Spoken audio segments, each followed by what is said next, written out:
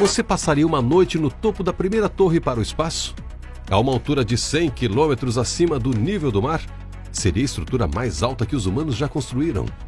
Esta torre poderia abrigar quase 1 milhão de residentes, mas a um preço igualmente gigante de 25 trilhões de dólares. Valeria a pena? Os humanos poderiam sobreviver às condições extremas do topo? A crosta terrestre seria capaz de suportar o peso dessa enorme estrutura?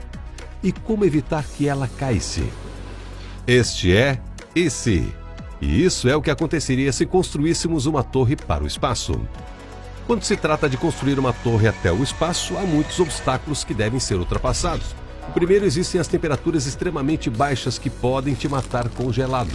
Depois, existem os ventos com a velocidade de um furacão de categoria 5 que podem fazer a torre balançar e cair. E já mencionamos que dificilmente haveria qualquer pressão atmosférica lá no topo. Ou seja, provavelmente você iria ter a doença da altitude, que poderia te matar.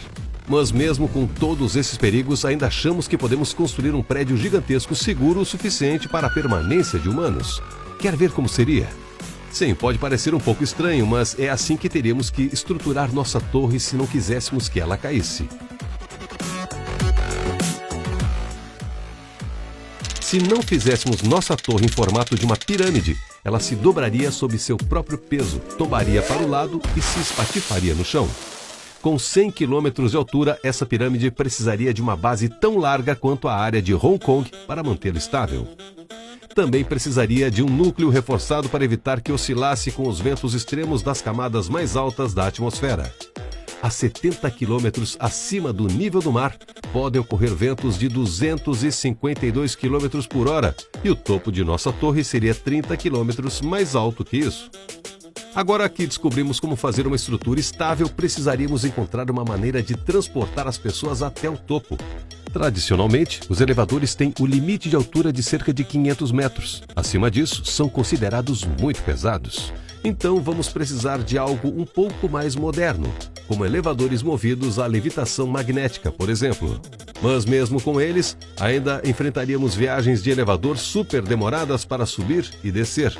Isso seria um problema sério se quiséssemos que a torre tivesse residências e escritórios.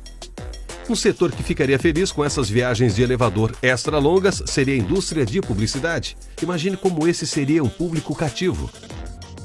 Mas antes de vender nosso espaço de anúncio no elevador, em primeiro lugar precisaríamos ver se seria seguro subir tão alto. No topo do Monte Everest, a pressão do ar já é perigosamente baixa, cerca de 1/3 da pressão ao nível do mar.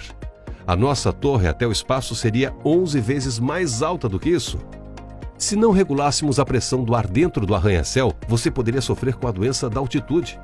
E se não regulássemos a temperatura lá dentro, você também poderia morrer congelado quando chegasse ao topo. Em seguida, teríamos que descobrir uma maneira de fornecer água corrente em toda a torre. Seria necessária muita pressão para bombear água tão alto. Precisaríamos de centenas de reservatórios de água localizados em diferentes níveis do edifício. Esses reservatórios de água seriam enchidos em sequência, com cada um sendo usado para encher o que estivesse acima, até chegar ao topo. Se as residências consumissem tanta água por dia quanto as do Burj Khalifa, o maior arranha-céu do mundo, estimamos que nossa torre até o espaço usaria o equivalente à água de cerca de 13 piscinas olímpicas diariamente. Isso é muito para bombear até o topo. E mesmo que resolvêssemos todos esses desafios, ainda haveria um outro problema que inevitavelmente derrubaria o projeto. Eu me refiro à crosta terrestre. Ela tem apenas cerca de 30 quilômetros de espessura, com um manto mais macio por baixo.